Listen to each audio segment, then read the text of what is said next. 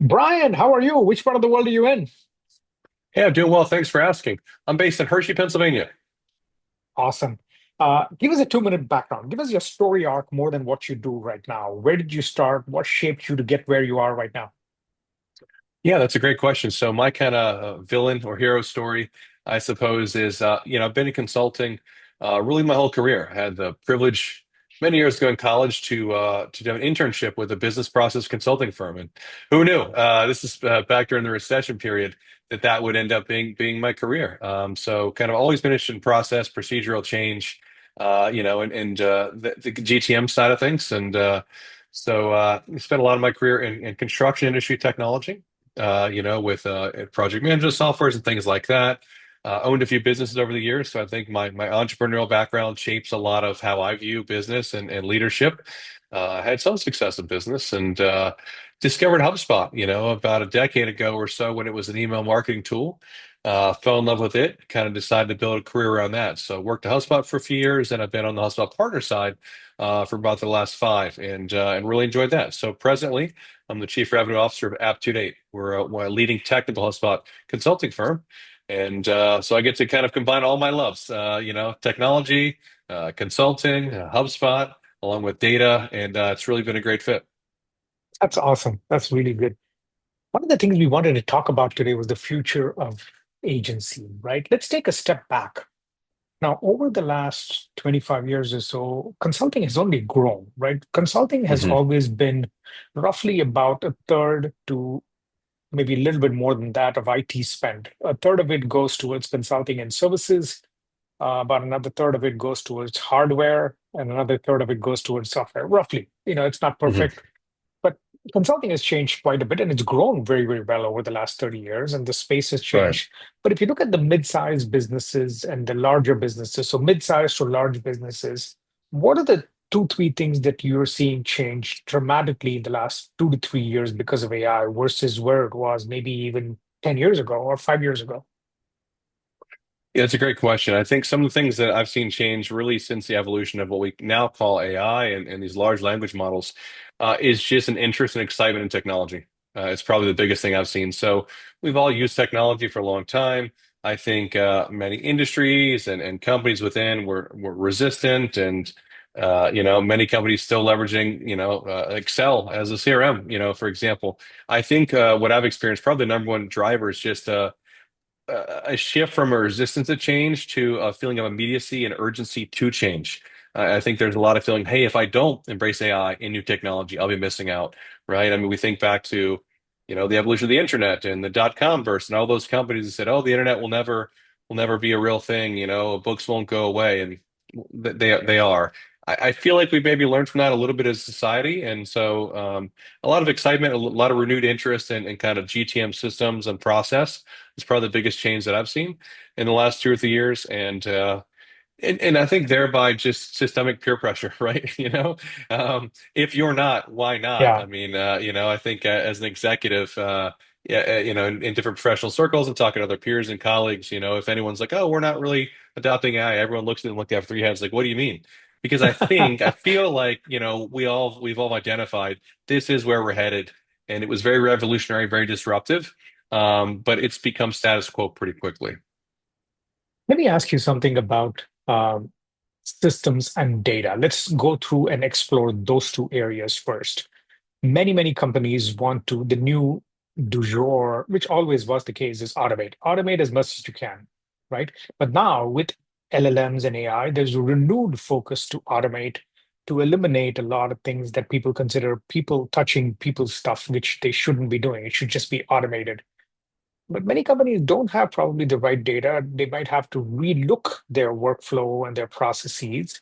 How ready are companies with the data for being able to make it LLM ready and make it less hallucination or less hallucinating? Sorry. How ready are the people that you're talking to right now, mid-sized, larger companies? How are they? I'd say it varies dramatically as far as just system readiness for AI and just again we work a lot with CRM migrations and integration stuff like that, wildly varying. And it should surprise me probably at this stage, but it still doesn't. I mean, some of our largest enterprise clients and prospects. Very disorganized system still, very still seeing a lot of issues with siloed data, and not, lack of communication across departments, and particularly within RevOps. And then, surprisingly, some of our smaller, more nimble mid-market customers are very organized and very data centric and very data minded and have great data architectures. So it doesn't seem to be any kind of trends. I wish there were. I think probably, if there's a new trend coming up, it's companies are launching very fast, very, very quickly. I mean, you could vibe code a company this weekend and launch it in a week or two and go to market. Would your data be organized? And would you have a clean data architecture? Probably not. But could you have paying customers? Yeah, probably. And so I think we're going to see an era of these kind of more rapidly launching companies that don't exist, one day and then in 6 months, are getting significant funding. And so I worry about their ability to put together the correct foundations and data architectures to scale with. But I guess rocket ships run on fuel, not necessarily data. It varies a lot. And that's an area we often lend a hand and occasionally learn from. I think companies that are doing it really well are those that are kind of thinking about the future, right, with scale in mind and doing things like, hey, I need a data architecture that's aligned across all of my businesses, across all of our processes, not Yeah. you have yours and they have theirs and they have theirs. And I'd say the other positive sign is the increasing adoption of data warehouses, right? Snowflake or AWS or, whatever, Databricks, whatever platform may be. We're seeing the organizations take data seriously, have a repository, or custom data platform that's all being stored in and all being used across the tech stack. Those are probably the dream customers, if you will, for us. When you talked with me last week, one of the areas I wanted to explore with you, just as a side note to this one, is you started vibe coding because of KP. You met him in Napa Valley, and he told That's you, right. "Hey, do this thing," and you're like, "No, no, no," and you're like, he said probably, "No, you're going to do it, or you will do it," and you did it. Walk me through that experience. I've heard so much in the last few weeks. I've shipped apps. I actually have a few apps that are making money, but not a big amount of money, just to Mhm. learn it, see how it is. But you did something for CRM related opportunities. Walk me through what you did, what you found. What did you learn from it? Yeah, it's a great question. So yeah, the discussion kind of we were having together over lunch was, the premise was SaaS is dead. And I was Yeah. like, no, it's not, and his counterpoint was, By the way, this was lunch with KP in Napa Valley, correct? that's right. Yeah, yeah. Yeah. The his counterpoint was that, the future of software is going to be these custom applications, and these big SaaS companies where a company has to pay X number of dollars for a subscription-based service to get access to a tool is going to go away. And his challenge was like, I bet you could build a CRM this weekend. And I was like, me, of course not. I'm not a developer. I have no coding experience. There's no way I could do that. And so he kind of nudged me in the way of this concept of vibe coding, and was like, hey, here are a couple applications, check them out, and watch a YouTube video, and let me know. He said it might be fun, it might not be, and I was like, you know what, did have plans for the weekend, so I told my wife I was like, I'm gonna build a CRM this weekend. She was like, okay, honey, This and is I like did, you and building a this is like you building a garage project for being able to do something at home. And she's like, it squeaks, don't do that. Basically how the conversation went. Yeah. And so I explored a couple of different applications out there. There are quite a few you could use. Did a little bit of work with a couple of different models, but ended up really enjoying an application called Lovable. Mm, Lovable is not, it's not an advertiser for Lovable, by the way, but it's cool and you should check it out. They just got a large round of funding. It's really exciting where it's essentially prompt-based engineering, right? Where if you understand data architecture and how a system should be built, you can essentially tell the application, what to code on your behalf. So I don't know Python and I don't know yeah. SQL. I don't know, HTML or bootleg or many languages that are a part of this application. But I mean, it's a fully fledged working, CRM that, users could log into today. They could access, and it's quite amazing, really mind blowing to me. And so it started as kind of like curiosity, but I probably spent 40 hours on it over the weekend. I just had so much fun doing it. I was like, this is incredible that someone It's like like me, playing a game, can. right? Yeah, truly, it almost became like a game. I am a gamer, so that's helpful. But not to say it was addictive, but it was very enjoyable for me, and I just, it really challenged a lot of what I thought about modern technology. And then I further thought like if a caveman like me can build a working application in a weekend, Uh-huh. this same kind of technology in more capable hands of your full stack developers and your engineers and those folks that do have coding experience, man, that's kind of shortened software development cycles, by exponential amounts. And so it got me really excited about, this ability to rapidly deploy software and custom software at that. And so coming back to KP's premise, that SaaS is dead, you know, even after today, we're exploring some new SaaS applications, for our own usage internally. And our CEO is like, hey, like we could probably build this ourselves, custom to our specs, exactly how we want, at a fraction of the cost. And 2 or 3 years ago, to your point earlier, what's happened 2 or 3 years ago, that would have been a very costly endeavor, probably cost hundreds of thousands of dollars, maybe seven figures in development costs. And now I think my head of engineering could probably do that in a couple of weeks, at no cost other than their own time. And that's just a very exciting thing, time to be alive, I think.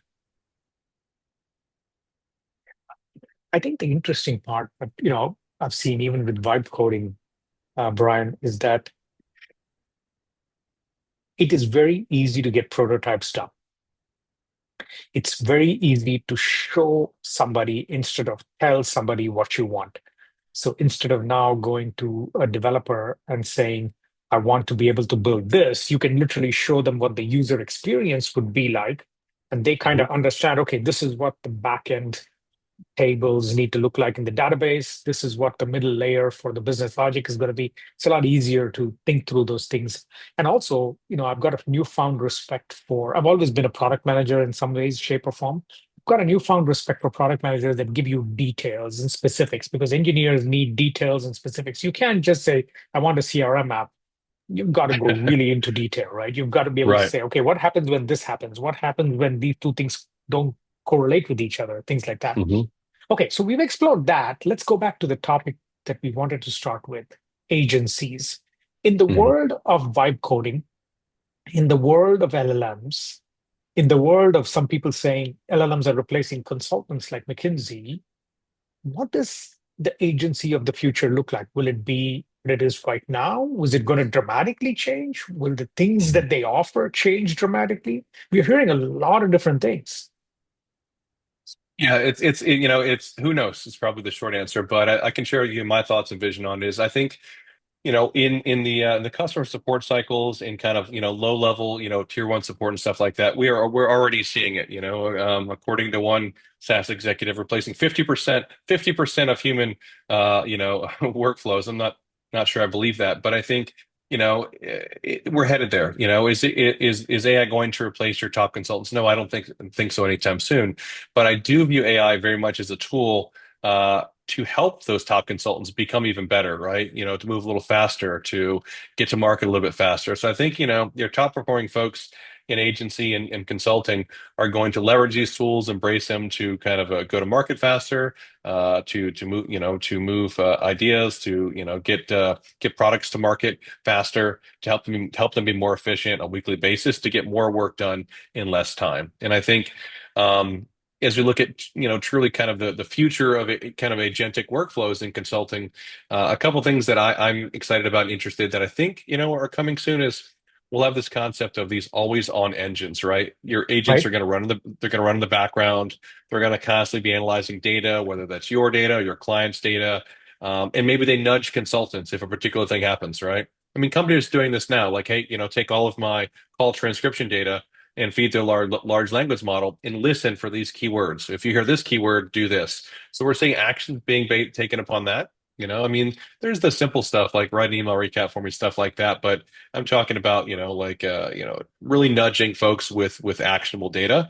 Hmm. So it could be starting, monitoring web traffic. If it spots a drop in lead quality or lead volume, notify somebody. A lot of kind of automated processes like that. So the companies will have a series of agents deployed across their GTM tech stack. They do different things and deliver data so real humans can take action. I Yeah. think that's one we'll see. A second one I think we'll see is kind of this concept of just dynamic playbooks. And so today, we have this world of slide decks. In the future, a slide deck might be a series of systems, right, that work together. We talked about, coming back to vibe coding, right? If I could build a CRM in a weekend, like I could make a pretty compelling proof of concept, right? Or, in a sales process or a mock-up or those kind of things, pretty quickly. But now companies can rapidly customize their GTM plans, per industry vertical, update their positioning in that way. If I have a base product built, I can quickly customize it to a particular industry or use case. And I think of my solution architects and pre-sales engineers that are building out custom demo portals and these kind of things. Yeah. That can all be pretty well automated today. Excited about that. And then I think we are ultimately headed to kind of this auto or orchestration of services model that we will get there, but I don't see it as like doing the work of a human. I see it as, more again supporting the humans, right? And so things like reporting and campaign updates and managing calendars and client check-ins, weekly summaries, anything that where a human would have to review data and take an action, a system could do that on the behalf. So I see a lot of activities being automated with the orchestration of services, but the actual brains behind the consulting, I think, we're probably still a few years out from where, we're being replaced by that. But I think it's going to help your top consultants to do really well. And I think those who are not embracing it are going to start to fall behind. We've heard of the term sales ops. You've heard of the term marketing ops. We've heard of the term RevOps now. And there are a lot of companies have some way, shape, or form. Initially, if you remember, I'm old enough to remember that ops role was mostly a reporting role. Someone would take Right, data from right. build charts, spreadsheets, and make sure we had it, right? Once a week, we look at it and we'll say, good, we might ask one or two questions. They become an analyst at that point in time. I wonder if there's going to be a role of agentic ops. I just wonder because the thing that you have to do with agentic operate, you pointed out just now, a few minutes ago, what you did with marketing ops, sales ops, rev ops was you stitched together systems and you stitched Mm. together reporting and you provided that, presented that to the exec team. Now the exec team is doing, yeah, that's not good enough. You've got to just automate this. Automate why am I having one person sitting there constantly looking at a Zoom info or a Apollo and looking for new contacts, looking for which companies meet our ICP and putting that ICP persona into a outbound schedule and then targeting them. Why don't you just automate that stuff? Agentic ops. I think there's an opportunity over there, but I don't know what it is yet. Are you hearing something about someone who's a manager of workflows using agents and that becomes a super agent workflow manager called Agentic Ops?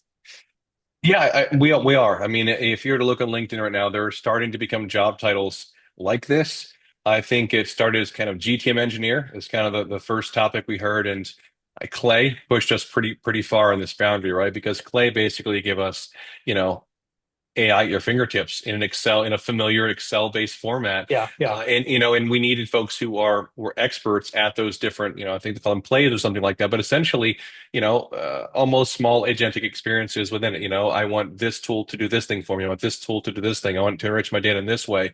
And so I think as we look at the future of like MCPs, multi-agent control planes and softwares like that, I feel like it's going to be a Clay-like experience where there's this concept of kind of a login experience, a headquarters, a main dash, if you will, a HUD, where persons are going to be really skilled at managing these different agents, tweaking them, having their different things across the business, and give you that macro level reporting. So I think MCPs, the persons that are studying those in school today, or as a professional and getting really good at those, I think that's the kind of person that this role will become.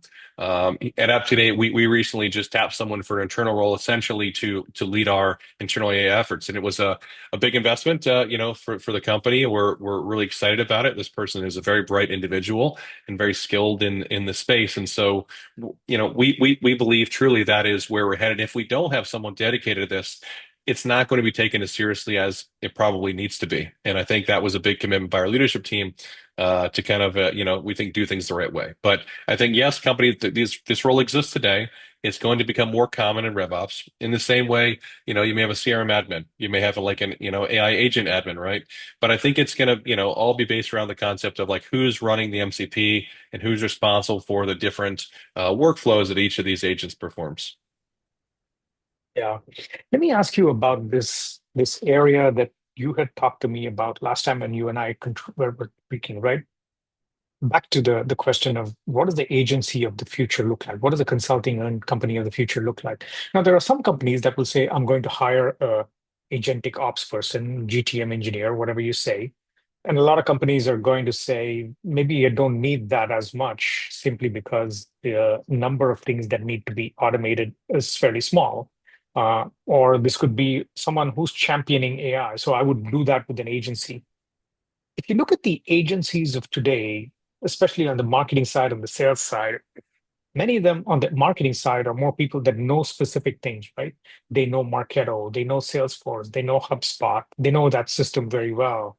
Or they might even know Facebook ads, they be a PPC agency, or they know SEO agency. So we already, over the last, I'd say 10, 12 years, we've started getting more technical roles and less creative roles.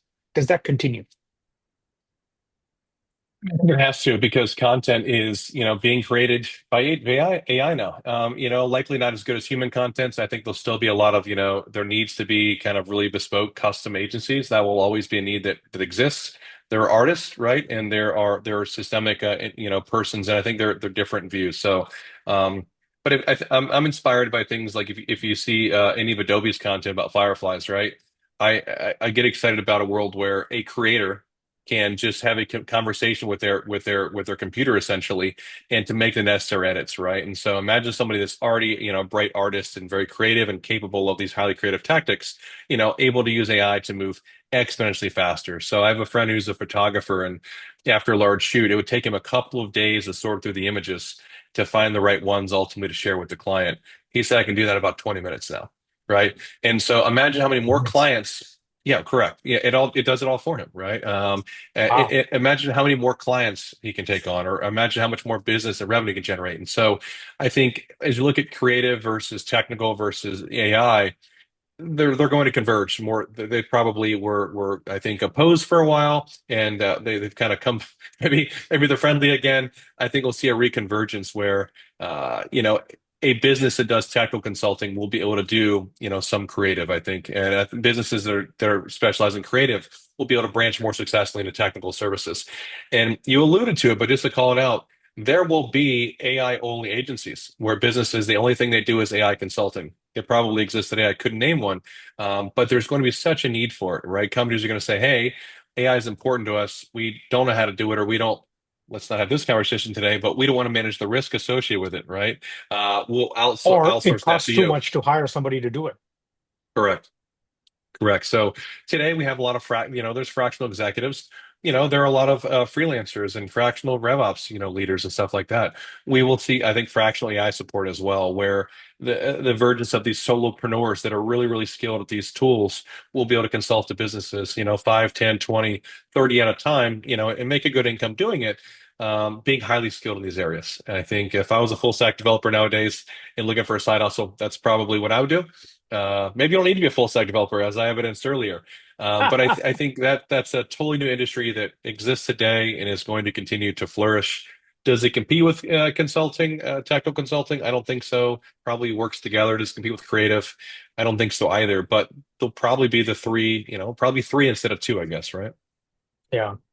Let me ask you the last question before we get wrapped up here, which is all around if you were to start today as a new agency, Bryan and Co.,